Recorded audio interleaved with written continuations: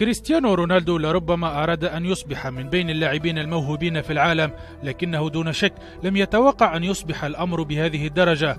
ضربت دون الأرقام عرض الحائط ونجح في تحقيق ألقاب كثيرة وإنجازات كبيرة. رونالدو لا يزال في مكانه متصدرا قائمة فوربس كأعلى اللاعبين أجرا في العالم خلال الأشهر ال12 الأخيرة، قائمة تعج بالنجوم الرياضيين من مختلف الاختصاصات، إلا أن رونالدو نصب نفسه زعيما لها بدخل إجمالي ب93 مليون دولار، تشمل 58 مليون دولار كراتب ومكافآت، إضافة إلى 35 مليون دولار كعائدات تجارية.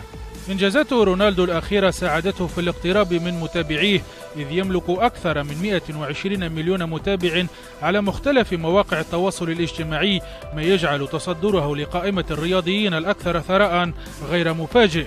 شركات عملاقة تتعامل مع كريستيانو رونالدو على غرار نايكي التي وقع معها عقدا ضخما مدى الحياة يصل قيمته إلى مليار دولار. ومن الأسماء التجارية الأخرى نجد تاغ هير وهيربالايف، هذا بالإضافة إلى أرباح أخرى من منتجات العلامة التجارية التي تحمل اسمه CR7، والتي تتضمن أحذية وملابس وعطور، فضلا عن سلسلة فنادق.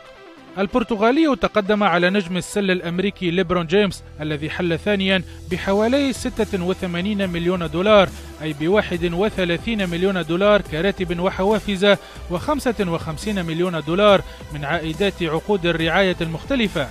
النجم الأرجنتيني ليونيل ميسي تراجع من المركز الثاني إلى الثالث، إذ حصل ليو على 80 مليون دولار، تشمل 58 مليون دولار كراتب وحوافز، إضافة إلى 27 مليون دولار بشكل عقود تجارية مع شركات عملاقة.